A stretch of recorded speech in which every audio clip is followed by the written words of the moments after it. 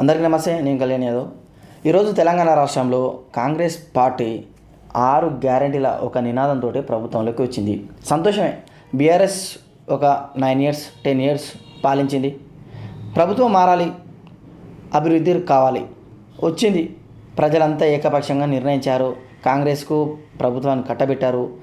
CM సీట్లో రేవంత్ రెడ్డి గారిని కూర్చోబెట్టారు. పర్వాలేదు ఇప్పటివరకు. కానీ ప్రతి సామాన్యుడు, క్షేత్రస్థాయిలో ఉన్న ప్రతి సామాన్యుడి కోరిక ఏంటి? ఎందుకు మిమ్మల్ని గెలిపించారు? 6 గ్యారెంటీలు చాలా చాలా చాలా బాగా నచ్చాయి. మీరు కూడా ప్రజలకి అంతే డెప్త్గా తీసుకెళ్లారు. ఇప్పుడు మీరు అది వర్కౌట్ చేయాల్సిన పనిలో ఉండాలి. కానీ మీరేం చేస్తున్నారు?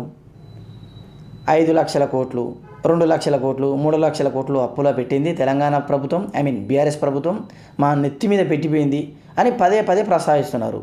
అంటే ప్రతి పౌరుడి డౌట్ ఏంటంటే, ఈ సాకుతోటి వీళ్ళు హామీలను తుంగలో తొక్కుతారేమని ఒక డౌట్ వస్తుంది. యాక్చువల్గా మీ పద్ధతి చూస్తుంటే కూడా అదే అనిపిస్తుంది. ఇప్పుడు ఎందుకంటే ప్రతి కాన్స్టిట్యున్సీలో తిరిగిన మీ కాంగ్రెస్ అభ్యర్థులు, ఎమ్మెల్యే అభ్యర్థులు విపరీతంగా ప్రచారం చేశారు. అది జనాలకు నచ్చే బీఆర్ఎస్ మీద, కేసీఆర్ మీద కొంచెం ప్రేమ ఉన్నోళ్ళు కూడా మీకు ఓటేశారు. ఢిల్లీ నుంచి వచ్చిన మీ పెద్దలు కూడా నిరుద్యోగ భృతి నుంచి పెట్టుకుంటే, లేడీస్కు 18 ఏళ్ళు నిండిన యువతికి ఎలక్ట్రిక్ స్కూటీ నుంచి పెట్టుకుంటే అసలు నమ్మలేని ఇచ్చిర్రు. చెవులో పూలు పెట్టారా?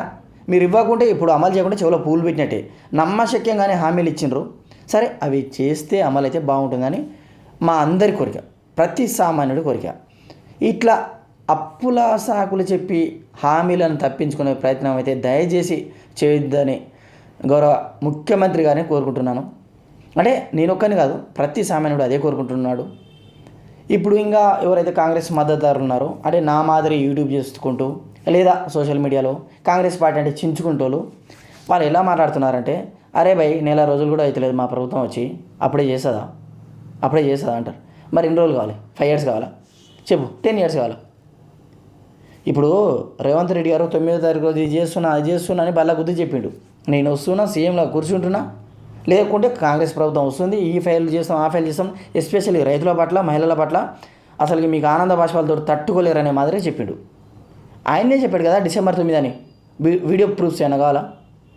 సరే, కొంచెం లేట్ అయింది. ఎప్పుడు అమలు అయితే చెప్పండి. అది కూడా ఇది మాట్లాడకుండా, సరే సిట్రైట్ కావాలి బ్రదర్, కొంచెం టైం పడుతుంది, చెప్పినంత మాత్రం కాదు కదా అనేది ఏదో ఒక సంజాయిషి ఇచ్చుకోకుండా, బీఆర్ఎస్ ఎంపీకి 9 సంవత్సరాలలో ఇచ్చిన హామీలు చేసిరా అని కాంగ్రెస్ మద్దతుదారులు, ఏకంగా జర్నలిస్టులు, ఎవరైతే యూట్యూబ్ ప్లాట్ఫామ్గా ఉన్న ఈ మల్యాడుగా కాంగ్రెస్ కరడు కట్టిన కాంగ్రెస్ వాడు రేవంత్ రెడ్డి కానీ ఆఫర్ వస్తే పీక్తాడేమో, కానీ ఈ తీన్మార్ మల్యాడు కాంగ్రెస్ కోసం ప్రాణాలు ఇచ్చేటట్టుండు.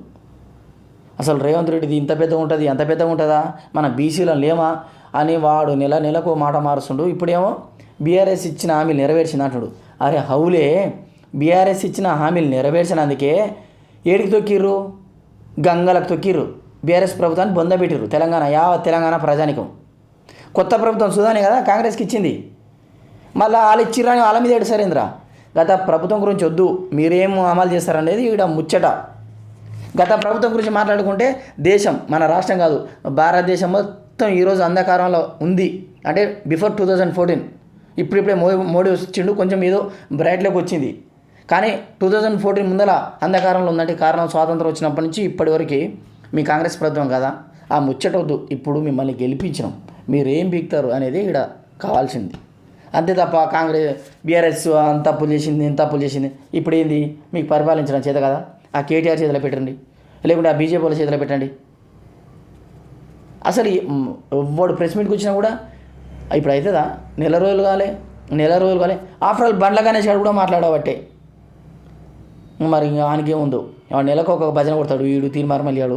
సరే, ఆడంటే కామెడియన్. కానీ ఈ తీన్మార్ మల్యాడు జర్నలిస్టు పేరు మీద మనలాంటి సామాన్యుల దగ్గర 10 రూపాయలు ఛాయకి ఇప్పించుకొని వీడు ఈరోజు అందరినీ బ్లాక్మెయిల్ చేసుకుంటా, ఇంత ఒత్తాసు పెళ్ళకుండా జెన్యున్ జర్నలిజాన్ని బొందబెట్టే ప్రయత్నం చేస్తుండు. ఇదైతే షేమ్. నిజంగా జర్నలిస్టులకు అందరికీ ఇదైతే షేమ్. మీరు డబ్బులు తీసుకుని ఎవరైతే జర్నలిజం చేస్తారో మిమ్మల్ని ఒక మాట అనొద్దు, కానీ మీ ఇష్టం అది. దయచేసి కాంగ్రెస్ ప్రభుత్వం ఇప్పుడు ఏం చేస్తుంది, ప్రతి సామాన్యుడు ఇది విశ్లేషణ చేసుకోవాలి. నేను కాంగ్రెస్ పార్టీ అంటే చించుకుంటా, మా నాయన కాంగ్రెస్, మా తాత కాంగ్రెస్ కాదు, గెలిపించుకున్నాం. మనకైతే ఇంట్లోకి ఏం రాదు, ఎమ్మెల్యేలు ఎంపీలు ఎవరో ప్రజాప్రతినిధులు తింటారు, మన ఇళ్ళకి ఏం రాదు. మనం చించుకోకుండా నిజాన్ని కూడా మనం గ్రహించాలి. మనం వీళ్ళని రమ్మని చెప్పినాం, ప్రభుత్వాన్ని ఇచ్చినాం, సీట్ల కూర్చోబెట్టాం. రైతులకు రైతు బంధు కావాలి, ఇంతవరకు రాలే. రుణమాఫీ ఫస్ట్ ఫెయిల్ అన్నారు, అది రాలే. అవుట్సోర్సింగ్లో ఒక అమ్మాయికి చిన్న జాబ్ ఇప్పించిండు ఆ రోజు పెద్దగా. ఆరోగ్యశ్రీ 5 లక్షల నుంచి 10 లక్షలు నువ్వు పీకేయింది హరీష్ రావు ఆరోగ్య మంత్రి ఉన్నప్పుడే వచ్చింది, కావాలంటే చెక్ చేసుకో. ఆడ జగన్మోహన్ రెడ్డి 5 నుంచి 25 లక్షలు చేసాడు, దాన్ని ఎవరు పెద్ద ఎక్స్పోజ్ చేయలే. ఈడున్న యూట్యూబ్ కొడుకులు 5 నుంచి 10 లక్షలకు వచ్చేవరకే పెద్ద సీన్ చేస్తారు. ఆరోగ్యశ్రీ ఎంతమందికి అవసరం ఉంటుందండి? ప్రతిరోజు 10,000 ఒక్కరు వస్తుంది, కానీ పేద రైతులకు ఇంతవరకు రైతు బంధు పడలే. దాన్ని బట్టి వాళ్ళు కొన్ని కార్యక్రమాలు ఉంటాయి, దాని మీద డిపెండ్ అయ్యే వాళ్ళు చాలామంది ఉన్నారు. అలవాటు చేసిన కేసీఆర్ అట్లా, అవి ఇంతవరకు ఇవ్వలే. నిరుద్యోగ వృత్తి ఇస్తాను రేవంత్ రెడ్డి అంటాడు, ప్రియాంక గాంధీ అంటది, బట్టి విక్రమార్కనేమో మేము ఎప్పుడన్నా అంటుండు. స్టార్ట్ చేశారా నెల కాకముందుకే?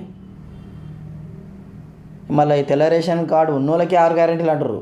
మీకు దండం రా ప్రభు. ఒక్క విషయాన్ని చెప్తున్నా, కాంగ్రెస్ నువ్వు విపరీతంగా ప్రేమించిన వాళ్ళు కూడా వితిన్ 6 మంత్స్లో కేసీఆర్ని ఎందుకు ఓడగొట్టుకున్నావు అనుకుంటే చూడండి కబర్దారు. ఈ వీడియో మీ దగ్గర రికార్డ్ చేసుకొని పెట్టుకోండి.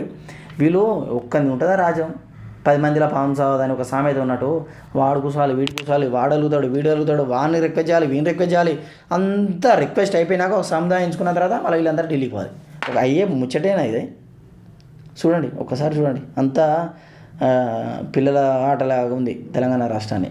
మరో జగన్మోహన్ రెడ్డి గిడంగా ఆంధ్రలో అప్పచెప్పినట్టు ఉంది. ఇప్పుడు మంచి అభివృద్ధి చేసే చంద్రబాబు నాయుడిని వదిలిపెట్టుకొని వితిన్ 6 మంత్స్లో అక్కడ ఆంధ్ర ప్రజలు ఎంత బాధపడ్డారో ఇప్పుడు రానున్న 3-4 నెలల ఎలక్షన్స్లో రిజల్ట్స్ చూపిస్తారు. చూడండి ఎంత తప్పు చేశామని. 151 సీట్లున్న వైసీపీ ఎంత ఘోరంగా పతనం అవుతుందో ఒక్కసారి మీరే చూడండి కావాలంటే.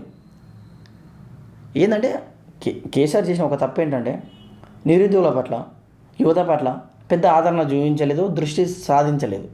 అది ఆయన చేసిన పెద్ద మెనస్. దానివల్ల ప్రతి నిరుద్యోగికి మండింది. అది యాక్సెప్ట్ చేయాల్సిన విషయమే. ఎందుకంటే ఒక్కొక్కరు 30-35 ఏళ్ళు వచ్చినా కూడా ఆడ యూనివర్సిటీలలో చదువుకుంటారు పెళ్ళిళ్ళు చేసుకోకుండా. కాబట్టి వాళ్ళ విషయంలో మాత్రం కేసీఆర్ చేసిండు. సరే జరిగింది కదా, ఆయనకు తగిన శాస్త్రం జరిగింది కదా. ఇప్పుడు కాంగ్రెస్ ఏం చేస్తుంది అదే చెప్పాను రా బాబా. అంటే బీఆర్ఎస్ 1,00,000 కోట్ల అప్పు ఏం అప్పు? నువ్వు పీక్తావా లేకుంటే ఎవరికైనా అప్పచెప్పు ప్రభుత్వాన్ని, లేకుంటే మీరు రాహుల్ గాంధీ అన్న సీఎం చేయండి, ఎట్లా పీఎం కాదు కాబట్టి. ఒకవేళ నేను చెప్పింది కరెక్ట్ అనుకుంటే ఎస్ అని, కాదనుకుంటే మీ ఫీడ్బ్యాక్ ఎందుకు కామెంట్ రూపంలో తెలియజేయండి. మరిన్ని వీడియోలు నా నుంచి రావాలంటే ప్లీజ్ సబ్స్క్రైబ్ చేసుకోండి. Thank you so much.